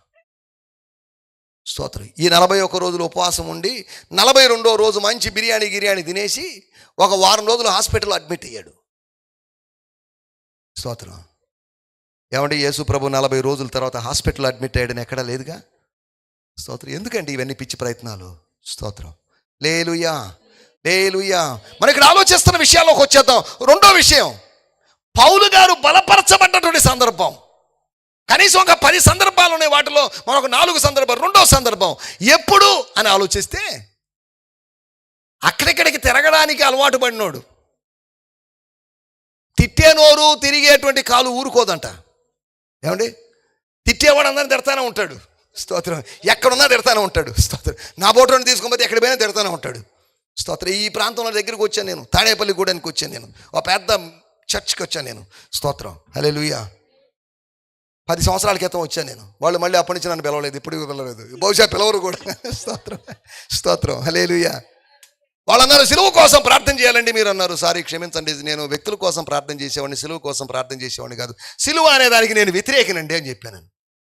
సిలువ సందేశం కావాలి కానీ సిలువ నాకు ముఖ్యం కాదు, సిలువ మీద వేలాడిన వాడే నాకు ముఖ్యం. కాబట్టి సిలువ కోసం ప్రార్థన చేసే బతిదిగో ఈయన వచ్చాడు, ఈయన చేత ప్రార్థన చేయించుకోండి అని చెప్పాను నేను.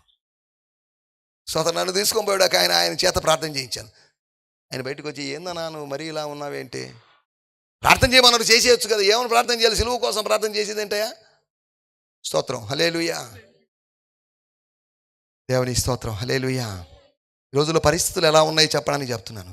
రక్షించబడ్డాడు, ఎక్కడ పౌలు ఎదిగిపోతాడో, ఎక్కడ డెవలప్ అయిపోతాడో, ఉన్నటువంటి అపోస్తులందరి మీద పెద్దవాడైపోతాడేమో అనే ఒకటి ఉద్దేశంతో జూనియర్ లాగే ఉండాలి అని వాళ్ళు కంట్రోల్ చేసి, వాళ్ళు అతన్ని పరిమితం చేసి, కంట్రోల్ చేసి, నియంత్రించి పెట్టేసి ఉన్నారు. చెప్తాను, తొందరపడద్దు బ్రదర్, అప్పుడే నీకు ప్రసంగం ఇవ్వం, అప్పుడే ఇవ్వకూడదు నీకు, అప్పుడే నీకు అవకాశం ఇవ్వకూడదని కంట్రోల్ చేసినాడు.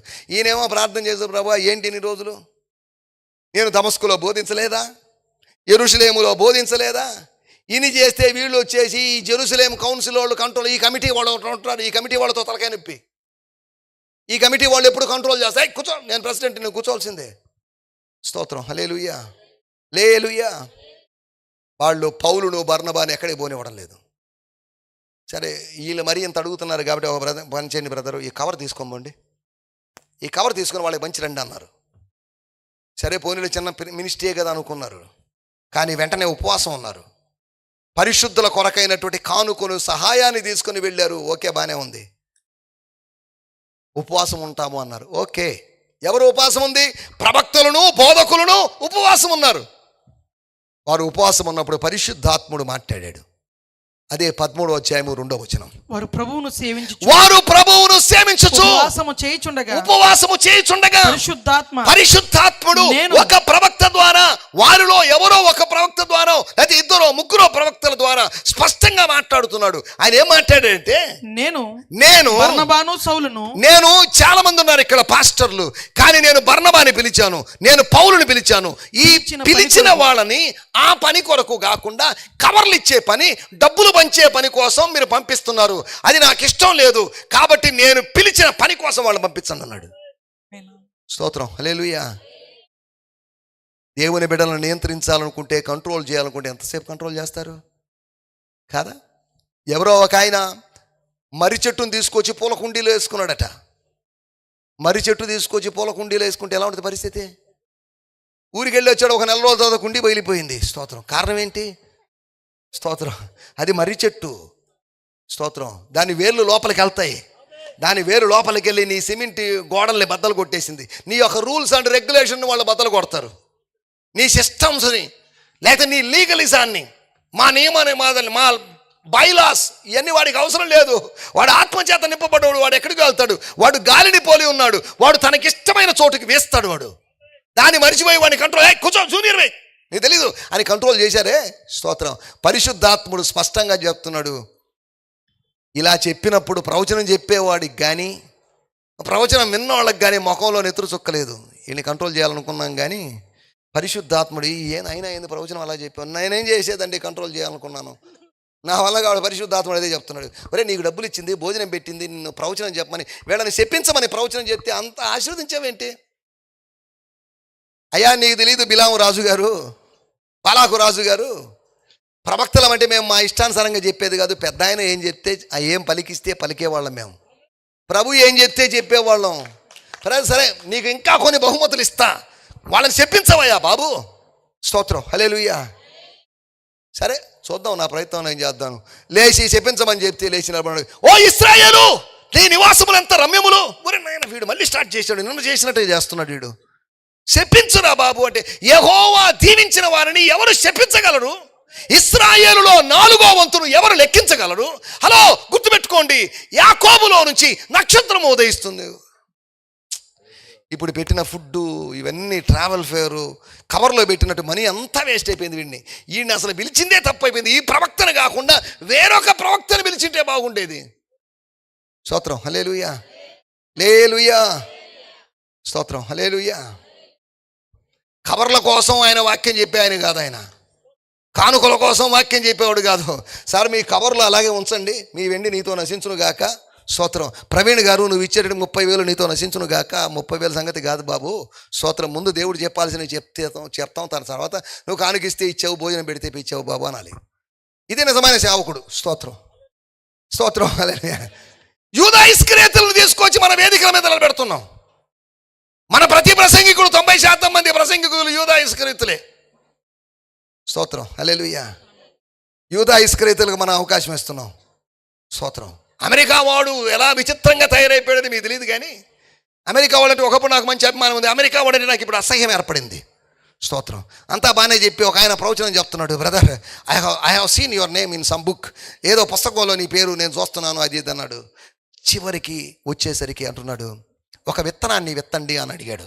స్తోత్రం. ఏం చేయాలంటే నేను, సరే నేను వ్యవసాయకుడు కాదే బాబు, విత్తనానికి కదా, నా ఉద్దేశం అది కాదు, నీకు అర్థం కాలేదేమో. విత్తమంటున్నాడు. ఏంటి, మేము విత్తుతూనే ఉన్నాం. నేను భారతీయుడిని కనుక, ఆంధ్రప్రదేశ్ వ్యక్తిని కాబట్టి, ఆంధ్రప్రదేశ్లో నాకు దేవుడు అనుగ్రహించిన నిధుల కొద్ది నేను విత్తుతున్నాను. నీకు విత్తేదేంటి, నీ మినిస్ట్రీలోనే విత్తేదేంటి, ఎక్కువ విత్తాల్సిన అవసరం లేదులే బ్రదరు అంటున్నాడు ఆయన. ఏం విత్తమంటావు? $7 విత్తు, $77 విత్తు, $777 విత్తు, $7,777. నీకో నమస్కారం బాబు, ఈ డబ్బు విత్తడం ఏంటి? స్తోత్రం. నేనన్నాను, అయ్యా నువ్వు డాలర్లు విత్తమన్నావు, మాకు ఇండియాలో రూపీసే ఉన్నాయి కానీ డాలర్లు లేవు. ఈ డాలర్లు నేను ఎక్కడైనా గుంటతోవి విత్తితే అవి పాడైపోయే అవకాశం ఉంది. నా మినిస్ట్రీకి పంపించరా బాబు, నువ్వెవడురా నాయన, ఇండియాలో ఇటువంటి పాస్టర్ నేను ఎక్కడ చూడలేదన్నాడు ఆయన. స్తోత్రం. నువ్వేం చేశావని నేను విత్తాలి? నువ్వేం చేయలేదు, ఏం చేయకుండా విత్తడం ఎందుకు? ఈ వాక్యం చెప్పడం ఒక అరగంట వాక్యం, గంట సేపు వాక్యం చెప్పడం, దానికి వెల $30,000. ఏం చెప్పావని? వాక్యానుసారంగా ఏం చెప్పలేదే నువ్వు, దీనికి ఎందుకు 30,000? స్తోత్రం. హల్లెలూయా. వద్దండి, ప్రభు నాతో మాట్లాడాడండి, మిమ్మల్ని అడిగి ఉండొచ్చు 30,000, కానీ ప్రభు నాతో తిరిగి ఇచ్చేయమని చెప్తున్నాడు. సారీ పాస్టర్ గారు అని చెప్పగలిగినట్టు దమ్ము ఎవరికి ఉంది? సేవకులకి. యూట్యూబ్ స్పీకర్లకి ఎంతమందికి ఉంది? నేను టీవీ స్పీకర్నే. స్తోత్రం. నేను ప్రసంగాలు చేసినట్టుగా 2,500 ప్రసంగాలు చేశాను. యోహాను సువార్తలో నుంచి ఇంచుమించు 3 సంవత్సరాలు ప్రసంగం చేశాను. అపోస్తల కార్యంలో 3 సంవత్సరాలు ప్రసంగం చేశాను. ప్రతిరోజు ఇక్కడ మీకెవరు తెలియకపోవచ్చు కానీ నేను ఎక్కడికి పోయినా నెల్లూరులో పాస్టర్ గారు రండి సార్. స్తోత్రం. చెన్నైలో ఒక కన్వెన్షన్కి వెళ్ళి టాయిలెట్ దగ్గర లైన్లో నిలబడ్డాను. స్తోత్రం. వెంటనే ఒక ఆయన చూశాడు, మీరు రండి ముందు రండి అన్నాడు. అదేంటండి ఇది? స్తోత్రం. స్తోత్రం. మిమ్మల్ని నెల్లూరులో చూసామండి, టీవీలో చూస్తాం, మీరు ముందు రండి, వీళ్ళతో మాట్లాడతాను నేను అన్నాడు. స్తోత్రం, హల్లెలూయా. టీవీలో వాక్యం చెప్పడం వల్ల అక్కడ అవకాశం ముందుగా దొరికింది. స్తోత్రం, స్తోత్రం, హల్లెలూయా. ఇంకెక్కడ బ్రదర్ రండి బ్రదర్ అని నేను ఎక్కడ కూర్చో, ఈ క్యూలో మనం ఎక్కడ భోజనాలు, మనకు ప్లేట్ తెచ్చి ఇచ్చారు, తినండి బ్రదర్ అన్నారు. మీరు తినండి, నాకెందుకంటే మిమ్మల్ని టీవీలో రోజు చూస్తున్నాం. స్తోత్రం, దేవుని స్తోత్రం, హల్లెలూయా, హల్లెలూయా, హల్లెలూయా. స్తోత్రం. పాపులారిటీలు కాదుగా మనకు కావాల్సింది. స్తోత్రం, హల్లెలూయా, హల్లెలూయా. యేసును నమ్ముకోవాలి కానీ యేసును నమ్ముకోకూడదు. యేసు నమ్ముకున్నటువంటి ఈనాటి యూదా ఇస్కరియోతులు. సరే, దేవునికి స్తోత్రం, వాటిలోకి వెళ్ళడం లేదు. ఇప్పుడు వీళ్ళు ఏం చేశారు, ఈ కమిటీ వాళ్ళు ఏం చేశారు, నువ్వు వెళ్ళ, కూర్చో, నీ ఎక్స్పీరియన్స్ ఏముంది, నీకు టాలెంట్స్ ఏమున్నాయి, నీకు ట్రైనింగ్ కూడా లేదే, BTH లేదే, DD లేదే, BD లేదే. BD ఎందుకండి రక్షించబడిన వాళ్ళకి? స్తోత్రం, స్తోత్రం. రక్షించబడిన వాడికి ఇప్పుడు ఏముంటుందంట, బీడీలన్నీ వదిలేసి వచ్చామండి, బీడీలు సిగరెట్లు చుట్టలన్నీ వదిలేసి వచ్చాం, మళ్ళీ మాకు బీడీ ఎందుకు, ఒక బీడీ తగిలించడం దేనికి? స్తోత్రం, స్తోత్రం. మా సార్ ఒక ఆయన ఉండేవాడు, ఆయన అనేవాడు, బీడీ ఉంటే ఉండేది, బీడీ అంచున కొద్దిగా అగ్ని కూడా ఉండాలి బాబు అనేవాడు. సరే ఏంటి సార్ అన్నాను. ఒరే బాబు, కొద్దిగా థియాలజీ ఉంటే కాదురా నాయన, కొద్దిగా పరిశుద్ధాత్మ శక్తి ఉండాలిరా నీకు. ఓహో అదే అగ్ని అంటే అనుకున్నాను. బీడీ ఉంటే, బీడీ ఉంది, బీడీ ఉన్నాడు, నా మ్యాచ్ బాక్స్ ఉందా అని అడగడా? స్తోత్రం, స్తోత్రం, హల్లెలూయా, హల్లెలూయా. దేవుని స్తోత్రం. రెండో విషయాన్ని నేను మీకు జ్ఞాపకం చేస్తున్నాను. అతని ముందు ఒక ప్రయాణం ఉంది, పౌలు ముందు ఒక ప్రయాణం ఉంది, బర్నబా ముందు ఒక ప్రయాణం ఉంది. ఒకవేళ పౌలు బర్నబాలు పరిశుద్ధాత్ముడు చెప్పినప్పటికీ పంపబడకుండా ఉంటే ఏం జరిగిందో తెలుసా? నాకు తెలిసి ఇన్ని సంఘాలు స్థాపించబడి ఉండేవి కాదు, పత్రికలు రాయబడి ఉండేవి కాదు. స్తోత్రం. దేవుడు ప్రజలకు లేకపోతే వ్యక్తులకు అనుగ్రహించబడిన పరిచర్యలో వాళ్ళు ఫ్రీగా పరిచర్య చేయడానికి మనం అవకాశం ఇవ్వాలి. కంట్రోల్ చేయడానికి మనం ఎవరమి? స్తోత్రం, హల్లెలూయా, హల్లెలూయా, స్తోత్రం. మరి ఇక్కడ ఆలోచిస్తున్నట్టు రెండో విషయం, ప్రయాణం చేయడానికి దేవుడిని బలపరుస్తాడు. 3 మిషనరీ ప్రయాణాలు, సుమారు 10 సంవత్సరాలకు పైన ప్రయాణం చేశాడు. వేరు పట్టణాలకు వెళ్ళాడు. మొదటి మిషనరీ ప్రయాణం, రెండో మిషనరీ ప్రయాణం, మూడో మిషనరీ ప్రయాణం. ఇది అపోస్తుల కార్యములు ఇంచుమించు 13వ అధ్యాయం నుంచి స్టార్ట్ అవుతుంది. ఇంచుమించు 21వ అధ్యాయం దాకా మనకు కనిపించే స్టోరీ. దేవుని స్తోత్రం, హల్లెలూయా. రెండవ మిషనరీ ప్రయాణములో వెళ్ళాడు కనుక, ఒకవేళ వెళ్ళకపోయి ఉంటే మనకు ఫిలిప్పీ పత్రిక అందుబాటులో ఉండేది కాదు. అసలు ఈ వాక్యం కాకుండా ఈ పాంప్లెట్లో ప్రవీణ్ గారు వేరే ఏదైనా వాక్యం వేసుకోవాల్సిండేది. స్తోత్రం, హల్లెలూయా. ఎందుకు చెప్తున్నట్టే, దేవుడు మనల్ని బలపరుస్తాడు ఒక ప్రయాణం కోసం, పరిచర్య ప్రయాణం కోసం. నీ పరిచర్య ఇక్కడే కాదు, నువ్వు బయటికి వెళ్ళాల్సి వస్తుంది. నువ్వు యెరూషలేములోనే ఉండాల్సినోడి కాదు, యూదయ, సమరయ, బూదిగంతముల వరకు వెళ్ళాల్సినోడివి. స్తోత్రం. ఉద్యోగం చేసుకుంటున్నాడు, యూదయ, సమరయ, బూదిగంతముల వరకు వెళ్ళాడుగా, స్కూల్లో పర్మిషన్ అడగాలి, స్కూల్లో లీవ్ అడగాలి. ఇప్పుడు మనకేముంది, ఏ స్కూల్లో అడగాలి? భీమవరం వెళ్ళాలి, నేను ఎవరిని అడగాల్సిన అవసరం లేదు. స్తోత్రం. దేవుడు నాకు చెప్పాడని, వచ్చి ఆదివారం ప్రభు చిత్తం అయితే నేను పలానా రోజు వెళ్తాను సార్, మీరు శనివారం ఎలా వెళ్తే ఆదివారం ఉదయానికల్లా వచ్చేస్తాను, డోంట్ వరీ అని చెప్పాను నేను. మనకెవరు పర్మిషన్ కావాలి ఇప్పుడు? ఎవరి పర్మిషన్ అవసరం లేదు. అమెరికాలో ఉన్నటువంటి డబ్బులు పంపించేవాడి పర్మిషన్ కూడా మనకు అవసరం లేదు. స్తోత్రం. దేవుడు చెప్పాడు, వెళ్ళిపోతున్నాం. స్తోత్రం. మనం ఎవరి కింద లేము. స్తోత్రం. ఏ కాడి కింద లేము, స్కూలు కాడి కింద లేము, ఆఫీస్ కాడి కింద లేము, ఎమ్మెల్యే కాడి కింద లేము. స్తోత్రం. ఉన్నామండి? స్తోత్రం. మనం ప్రభువు కాడి కింద ఉన్నాం. ఆయన మనకిచ్చిన స్వేచ్ఛ ప్రకారం మనం వెళ్తున్నాం. స్తోత్రం, హల్లెలూయా. రెండో విషయాన్ని నేను మీకు జ్ఞాపకం చేస్తున్నాను, ఒక ప్రయాణం చేయడానికి దేవుడిని బలపరుస్తాడు. నేను ఇంతకుముందే చెప్పాను, ఏలియాను బలపరిచాడు. స్తోత్రం. ఏలియా బలపరచబడి దేవుని పర్వతమైన హోరేబుకు వచ్చాడు. దేవుని చిత్తాన్ని నెరవేర్చడానికి, దేవుని చిత్తము జరిగేటువంటి ఈ ప్రయాణములో దేవుడిని బలపరుస్తాడు. He will strengthen you. స్తోత్రం. ప్రయాణములో అనేకమైన ఆటుపోట్లు, కష్టాలు, నష్టాలు ఉంటాయి, ప్రమాదాలు ఉంటాయి. వాటన్నిటిని ఎదుర్కోవడానికి కావలసిన శక్తిని ఇస్తాడు. మూడో విషయాన్ని నేను మీకు జ్ఞాపకం చేస్తాను, ప్రభు ఎందుకు బలపరుస్తాడు. చదవండి అపోస్తుల కార్యములు 16వ అధ్యాయము 25వ వచనం. అపోస్తుల కార్యములు 16వ అధ్యాయము 25వ వచనం. అయితే అర్ధరాత్రి వేళ పౌలును సీలను దేవునికి ప్రార్థించుచు కీర్తనలు పాడుచుండిరి, ఖైదీలు వినుచుండిరి. దేవుని స్తోత్రం, హల్లెలూయా. పాట ఎలా వచ్చింది ఏమండి? పాట వచ్చే అవకాశం ఉందా? పాట వచ్చే అవకాశం లేని సందర్భంలో కూడా పాట వచ్చింది. స్తోత్రం. వాళ్ళని కొట్టారు, వాళ్ళ వీపులు గాయపడ్డాయి, రక్తసిక్తమైపోయారు.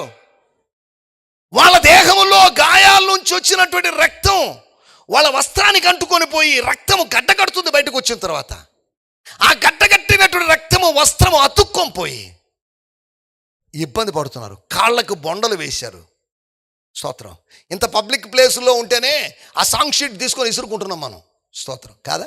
స్తోత్రం, హల్లెలూయా, స్తోత్రం. లోపలి చెరసాలలో వేసినప్పటికీ కూడా అర్ధరాత్రి మెలకు వచ్చింది.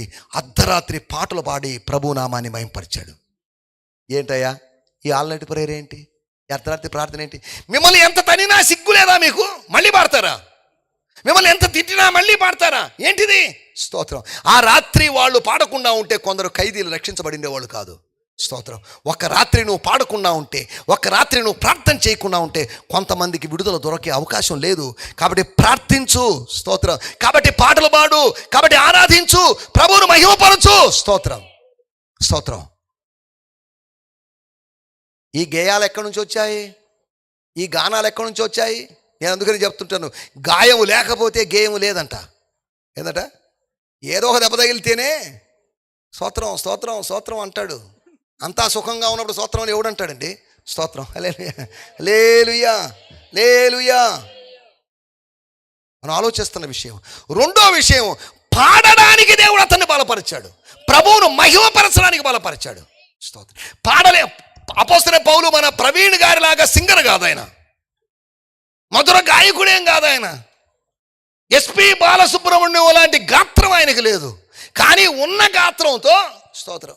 ఆయనకి స్కేలు తెలియకపోవచ్చు, రాగం తాళం పల్లవులు తెలియకపోవచ్చు, శృతి జ్ఞానం లేకపోవచ్చు, లయ జ్ఞానం లేకపోవచ్చు. ఇవన్నీ లేకపోయినప్పటికీ కూడా స్తోత్రం, హల్లెలూయా, హల్లెలూయా. కొంతమంది పాడేవాళ్ళు ఈ ఆర్కెస్ట్రా వాళ్ళు చూసి ఎఫ్ మైనర్, ఆ మైనర్, ఈ మైనర్ అంటే మనం కూడా ఏదో ఒక రోజు ఎక్కి ఏదో మైనర్ చెప్పాలనుకుంటాం. చెప్తే ఆ మైనర్ లేదన్న అంటారేమో అని భయం. స్తోత్రం, స్తోత్రం. వీళ్ళేంది స్కేల్ అంటున్నారేమి, 2, 3 అంటున్నారు. ఓ 10, 15 చెప్పచ్చు కదా అనుకుంటుంటా నేను. స్తోత్రం. చిన్న స్కేల్ వాడుతున్నారేంటి? 6, 4, 3. స్తోత్రం. ఈసారి ఎక్కువ 15, 20 స్కేల్ అని చెప్పాలి. పొడవైన స్కేల్ ఉండాలే. స్తోత్రం. మనకేం తెలుసు ఈ స్కేళ్ళ గురించి? పౌలు గారికి ఈ స్కేళ్ల గురించి ఏమీ తెలియదు. స్తోత్రం, స్తోత్రం, హల్లెలూయా. ఆ పాట ద్వారా ఒక సందేశం వెళ్ళింది. ఖైదీలందరూ అర్ధరాత్రి పాట విని ఎంత కాలమైంది. ఇంట్లో కూడా పాటలు లేవు. నిద్రపోవాల్సిన సమయంలో ఆ పాట వాళ్ళని నిద్ర లేపి ఆ పాటలోని స్వార్థ సందేశం వాళ్ళని చేరుకుంది. ఖైదీలందరూ రక్షించబడ్డారు. స్తోత్రం, హల్లెలూయా, హల్లెలూయా, స్తోత్రం. ఇప్పుడు ఏం జరిగింది? అర్ధరాత్రి ఇది ఒక ఎత్తు, మానవుడు చేసిన పని ఒక ఎత్తు. తర్వాత దేవుడు చేస్తున్న పని గురించి రాయబడింది 26వ వచనంలో. అప్పుడు అకస్మాత్తుగా అది గమనించాల్సిన విషయం. వాళ్ళు ప్రార్థన చేసినప్పుడు అపోస్తల కార్యములు 4వ అధ్యాయంలో భూకంపం కలిగింది. ఇప్పుడు రాయబడింది ఒక భూకంపం కలిగింది. ఏం జరిగింది? చాలా మార్పులు జరిగాయి. స్తోత్రం. మనం ఎంత ఆరాధన చేసాం, ఏ మార్పులు జరగడం లేదు. స్తోత్రం, హల్లెలూయా, హల్లెలూయా. వాళ్ళు ఆరాధన చేసినప్పుడు ఎన్నో అద్భుతమైన కార్యాలు జరిగాయి. మలయాళంలో ఒక పాట ఉంది, ఆరాధింబోల్ విడుదల, ఆరాధింబోల్ సౌఖ్యం. ఆరాధన చేసేటప్పుడు విడుదల దొరుకుతుంది, ఆరాధన చేసేటప్పుడు స్వస్థతలు కలుగుతాయి. స్తోత్రం, హల్లెలూయా. మళ్ళీ ఆరాధన చేస్తాం కానీ హీలింగ్ అంటే మనకు నమ్మకం లేదు. అది ప్రాబ్లం. స్తోత్రం. స్వస్థత అంటే మనకు నమ్మకం లేదు. స్తోత్రం, హల్లెలూయా, హల్లెలూయా, స్తోత్రం. ఒక చర్చికి వెళ్ళాను నేను. స్తోత్రం. మంచి ఆరాధన చేశారు, మంచి పాటలు పాడారు. మీరు పెంటెకోస్తని కాదండి, బ్యాప్టిస్ట్ అన్నాను అన్నారు. స్తోత్రం. ఇదేంటిది? ఈరోజు ఏ చర్చికి వెళ్తే అది ఏం చర్చో ఏం అర్థం కాని పరిస్థితి. స్తోత్రం. పాటల వరకు ప్రతి వాడు పెంటెకోస్తే. స్తోత్రం. ప్రసంగం దగ్గరికి వచ్చేసరికి అందరూ బ్రదరన్ అయిపోతున్నారు. స్తోత్రం, స్తోత్రం, హల్లెలూయా, హల్లెలూయా. మనకి ఆలోచిస్తున్న విషయాల్లోకి వచ్చేద్దాం. 3వ విషయం నేను మీకు జ్ఞాపకం చేస్తున్నాను. పాడడానికి ప్రభువు నేను బలపరిచాడు. నువ్వు సింగర్ అని దేవుడు బలపరచలేదు. నీ పాట రాకపోయి ఉండొచ్చు.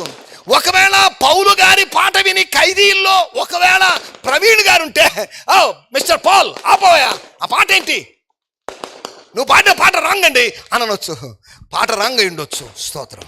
డిఎల్ మూడీ గారు ప్రసంగం చేస్తుంటే వెనకాల ఎక్కడో కూర్చున్న వాళ్ళకి స్లిప్ పంపించారంట, ఇదిగో నీ లాంగ్వేజ్ బాగలేదు, నీ ఇంగ్లీష్ బాగలేదు, నీ గ్రామర్ బాగలేదని. స్తోత్రం, స్తోత్రం, ఓకే మీరు అన్నది కరెక్టే, నా ఇంగ్లీష్ బాగలేదు వాస్తవమే. కానీ ఇంగ్లీష్ బాగుండి వెనకాల నువ్వు కూర్చున్నావు. ఇంగ్లీష్ బాగలేనోడు వేదిక మీద ప్రసంగం చేస్తున్నాడు అనే సంగతి మర్చిపోకని చెప్పాడు. స్తోత్రం, స్తోత్రం.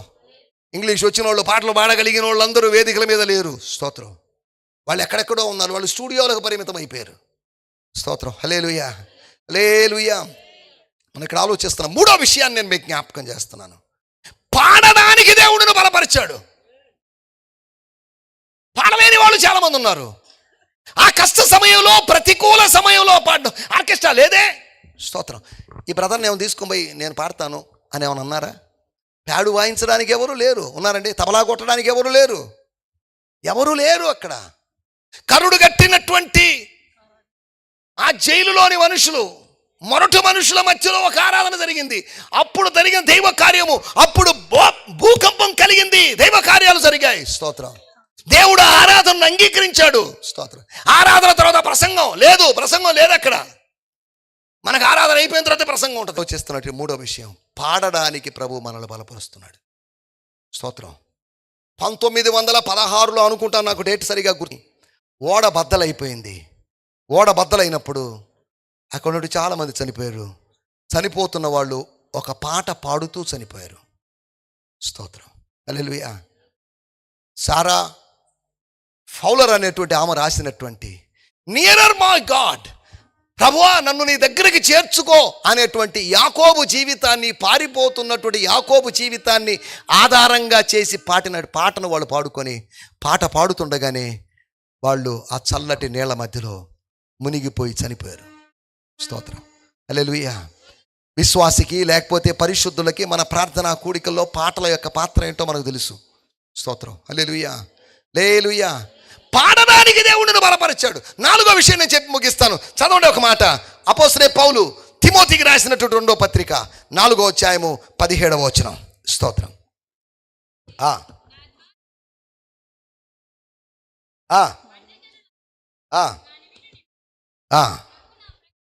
ప్రభువు నా పక్క నిలిచి నన్ను బలపరచును కనుక. దేవునికి స్తోత్రం. ప్రభు నన్ను ఏం చేశాడు? అపోస్తలుడైన పౌలు రాసినట్టు మొట్టమొదటి పత్రిక గలతీ పత్రిక, చివరి పత్రిక తిమోతి పత్రిక, 2వ తిమోతి. తాను మరీ సమీపంగా ఉన్నప్పుడు, మరణానికి సమీపంగా ఉన్నప్పుడు రాస్తున్నాడు.